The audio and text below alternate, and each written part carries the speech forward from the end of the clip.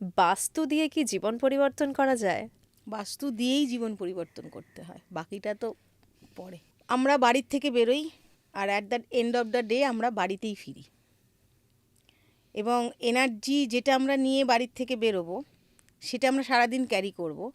এবং বাড়িতে যদি নেগেটিভ থাকে তাহলে সেই সারাদিনের কাজটা নেট ফল জিরো।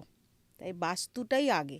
অ্যাস্ট্রোলজির প্রথমেই কিন্তু আমরা বাস্তু দেখি, যে মানে সব কিছু অ্যানালিসিস করলাম একটা মানুষের, দেখলাম মোটামুটি তার তো কিছু অসুবিধে নেই, তাহলে এই অসুবিধাগুলো আসছে কোত্থেকে? তখনই বাস্তু ঠিক না থাকলে তুমি হাজার চেষ্টা করলেও সেই জায়গায় যেতে পারবে। তাহলে আমরা বাস্তু কাকে বলছি? বাস্তু একটা সায়েন্স। বাস্তু মানে হচ্ছে ভাইব্রেশন, বাস্তু মানে হচ্ছে এনার্জি। এটা কিন্তু কোনো তন্ত্র নয়, জ্যোতির্বিজ্ঞানকে সবাই ভাবে একটা অন্যরকম আজগুবি, এটা তা নয়। আমরা সবাই জানি সায়েন্সে যে সূর্যের চারদিকে পৃথিবী ঘোরে, তার একটা ভাইব্রেশন সব জায়গাতে আছে। ঠিক এটাও বাস্তু, কিন্তু সেটাই, যেখানে আমরা বসবাস করছি সেটাও একটা বাস্তু, যেখানে আমরা নেই সেখানেও কিন্তু ওই ভাইব্রেশনটা আছে। সেই জন্য আমরা যখন পৃথিবী তৈরি হয়েছে, ঠিক তার ভাইব্রেশন অনুযায়ী জল স্থল আলাদা আলাদা জায়গায়, গাছ কোন জায়গায় কি গাছ ভালো হবে, এগুলো কিন্তু সবই বাস্তুর মধ্যে পড়ে। বাস্তু মানে এই নয় কি আমি আমার ঘরে বাস করছি মানে ওইটুকুই বাস্তু। পুরো স্থলটাই বাস্তু, এবং জলেও কিছু বাস্তবতা আছে। এটাও পুরোটাই সায়েন্স বাস্তু যদি বলি। তার মানে আমাদের যেমন আমাদের ঘরের একটা বাস্তু আছে, সেরকমই আমাদের দেশেরও একটা বাস্তু আছে, তাই তো? একদম একদম একদম। এখন যে বাস্তু নিয়ে আমরা আলোচনা করি আর যে বৈদিক বাস্তু, কোনো পার্থক্য রয়েছে দুটোর মধ্যে? হ্যাঁ, সময়ের পরিবর্তনের সাথে সাথে বাস্তুর পরিবর্তন হয়েছে, কিন্তু ওটাই ঠিক ছিল বলতে পারি। কিন্তু কেন? যে কেন, ওরা তো যদিও তখন সায়েন্স এত উন্নত ছিল না, কিন্তু যা যা দিক নির্ণয় করে গেছে সেই দিক অনুপাতেই কিন্তু এখনও চলছে। আলাদা করে আমরা কিন্তু, ওনারা পশ্চিম দিক যেটা বলেছেন সেটা এখন পশ্চিম দিক মেনেই করা হয়, তাই তো? তো ওটা কিন্তু অনেক সায়েন্টিফিক্যালি ছিল। এখন কী হচ্ছে, আমরা লোক সংখ্যা বেড়ে গেছে, তারপরে আমরা অনেক বেশি জেনে গেছি, বুঝে গেছি, নিজেদের মতন করে নিয়েছি, এবং শাস্ত্রকে দূরে সরিয়ে একটা কি অন্য একটা কি এনে ফেলেছি, যেটাতে আমরা অনেক কিছু নিজেরা ইনপুট করেছি, যার ফলে কিন্তু বাস্তুটা নষ্ট হয়েছে। এখন তো নষ্ট হয়েছে, এখন রোগের প্রকোপ বেড়েছে, অ্যাটাচ বাথরুম, রোগের প্রকোপ বেশি। এটা একটু বুঝিয়ে বলবেন দিদি। কেন, করোনার সময় আমরা কি দেখলাম? বাইরেতে হাত ধুয়ে ঢুকতে হচ্ছে, বাইরে জামা কাপড় ছেড়ে হাত পা ধুয়ে ঘরে আসতে হচ্ছে। তার মানে কি, জার্মটা বাইরে থেকেই বেশি আসে ঘরের থেকে, আর যেটা বর্জ্য পদার্থ শরীরে সেটা আমরা ঘরের মধ্যেই রাখছি। তা অ্যাটাচ বাথরুম আমরা কি কি বলবো বলো তো, মানে পাশ্চাত্যকে গ্রহণ করতে গিয়ে নিজেদের সর্বস্ব খুইয়েছি, রোগ ব্যাধি বেড়েছে, মানুষ খুব সংকীর্ণ মন হয়ে গেছে, মানে একটা জায়গার মধ্যে সীমাবদ্ধ মানসিকতা হয়ে গেছে। তার কারণ সব হাতের কাছে পেয়ে যাচ্ছে। দূরত্ব, একটা যে দূরে গিয়ে আমাকে কাজ করতে হবে, দূরে গিয়ে যে আমার উন্নতি বা দূরে গিয়ে আমি কিছু করব, সেই মানসিকতাই চলে গেছে। আজকে তো একই ঘরে বসছি, পাশেই বাথরুম, বাবা এটাই আমার জগৎ। ওটাও কিন্তু একটা নেগেটিভ এনার্জির ইম্প্যাক্ট। এই ফ্ল্যাট কালচারের যুগে আমাদের কাছে তো আর কোনো অপশানও নেই দিদি। তবে এই ফ্ল্যাটের কথা তুমি বললে, আমি বলি, একটা বাড়ি যদি হয়, সেই মানুষটার এবং সেই পরিবারের ওপর পড়ে সেই বাস্তুটার কি কি দোষ গুণ আছে, দিক ফিক। এবার যদি একটা ফ্ল্যাট কালচার বলি, একটা জমির ওপরে অনেকগুলো ঘর বাড়ি, মানে বাড়ি তৈরি হয়, অনেক রকম মানুষ, মানে অনেক পরিবার ওখানে থাকে। তো বলা হয়, এখন বর্তমান আমরা যেটা সবাই মিলে অ্যানালিসিস করে দেখছি, ওটা কিন্তু ওই যে ধরো গুণটাও সবার মধ্যে এক হচ্ছে, ডিস্ট্রিবিউট হচ্ছে, আবার দোষটাও সবার মধ্যে ডিস্ট্রিবিউট হচ্ছে, যার জন্য দোষের পরিমাণটা কমে যায়। যদি একটা বাস্তু যদি খারাপ হয়, তাহলে 100টা যদি পরিবার থাকে, খারাপের পার্সেন্টেজটাই 100টা পরিবারের মধ্যে সকলকেই তো ভোগ করতে হবে। যার জন্য ফ্ল্যাট দেখবে, খুব বেশিরভাগ ফ্ল্যাট দেখবে নিচেটা বিম করে খানিকটা জায়গায় এয়ারই রেখে তারপরে করা হয়, ওখানে গাড়ি স্পেস করা হয়, এইসব করা। এটা কিন্তু একটা বাস্তুর দিক মেনেই, মানে ওই যে এয়ারি পোর্শনটা আছে না, ওইখানে অনেকটা বাস্তু দিয়ে কেটে যাচ্ছে, তার ওপরে আমাদের নির্মাণটা হয়। এবং এখন তো অনেক ফ্ল্যাটেও যারা করছে, যারা নির্মাণ করছে, বাস্তু মেনেই মোটামুটি একটা দিক রাখার চেষ্টা করছে। মানে আপনি বলছেন যে বিল্ডাররা মানে ফ্ল্যাট বানাচ্ছেন তারা কলকাতা শহরে বাস্তু মানছেন। মানছে, এখন মানছে। যারা কিছুদিন আগে পর্যন্ত আমার কাছে প্রচুর মানুষ আসছে যে এরকম অসুবিধা হচ্ছে, এত কাজ করছি তার কেন পজিটিভ রেজাল্ট পাচ্ছি না। আমি বললাম, বাস্তুর কোনো সমস্যা আছে? তো একটা সময় ছিল শুধু বিজনেস, শুধু বিজনেস, শুধু মানুষের কি হচ্ছে দেখার দরকার নেই। এখন যারা কিনছে তারাও কিন্তু বাস্তুবিদদের ডেকে দেখিয়ে তারপরে নিচ্ছে। সব মানুষ কিছুরই আসলে সচেতন হয়ে সচেতন গেছে। হয়েছে। এটা হয়েছে কিন্তু বেশি করোনার পর। করোনাকে আমি বলবো যে ধন্যবাদ দিতে হবে যে মানুষ বুঝতে পেরেছে মৃত্যু ভয় বা নেগেটিভ এনার্জি বা কিছু একটা আমাদের শেষ করে দিতে পারে। এখন মানুষ অনেক অনেক সচেতন এবং দরকার, দরকার। কারণ এটা তো আমি তৈরি করিনি। 10টা দিক কি আমি তৈরি করেছি? কোনো বাস্তুবিদ কিন্তু 10টা দিক তৈরি করেনি। তুমি একেবারে। ভেবে দেখো। তা 10টা দিকে 10টা গুণ আছে। পশ্চিম দিককে একদম অবহেলা করলে চলবে না। অনেক জায়গায় পশ্চিম দিকে অনেক অবহেলা করে, কিন্তু তারও কিছু মাহাত্ম্য আছে। আমাদের শরীরে যেমন দুটো হাত, বাঁ হাত ডান হাতের যেমন গুরুত্ব আছে, তেমন 10টা দিকের 10 রকম গুরুত্ব আছে। তো সেই গুরুত্বগুলোকে সঠিক কাজে লাগালেই বাস্তু ঠিক। অনেক সময় বলা হয় যে পশ্চিম দিকটা ওয়েলথের দিক, মানে আসলে কি একদম। সত্যি? হ্যাঁ, আমরা পশ্চিমে যাই, উত্তরে যাই নিজেদের আবহাওয়া চেঞ্জ করতে শরীর খারাপ হলে, তাই না?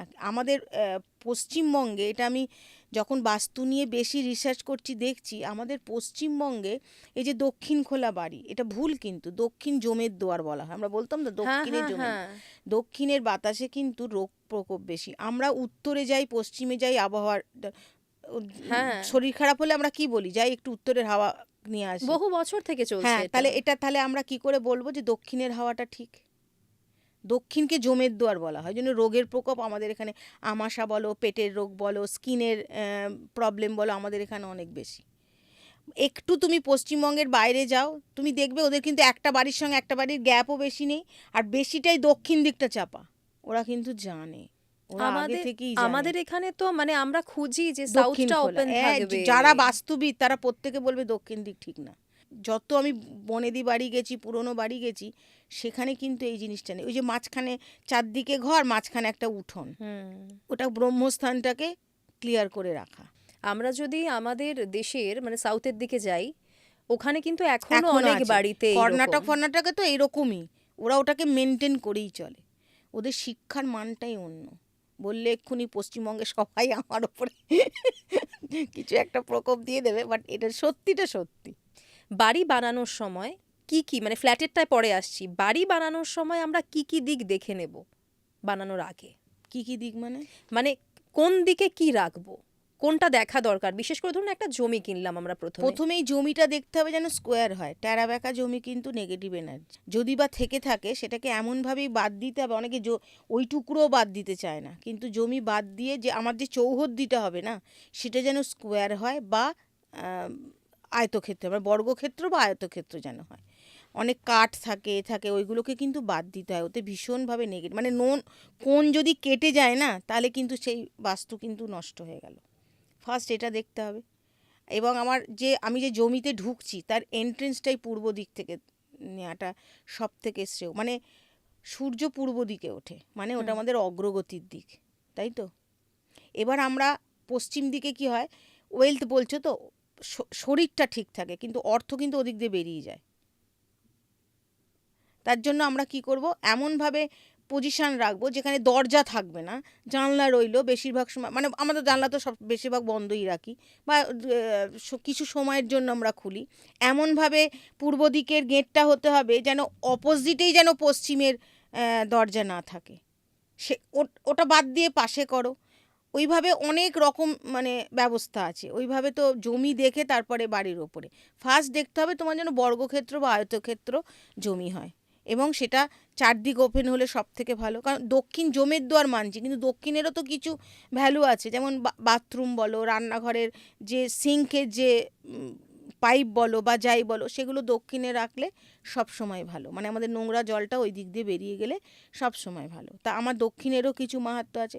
চারদিকের বাতাবরণ দেখে নিতে হবে। শ্মশানের কাছে হলে হবে না।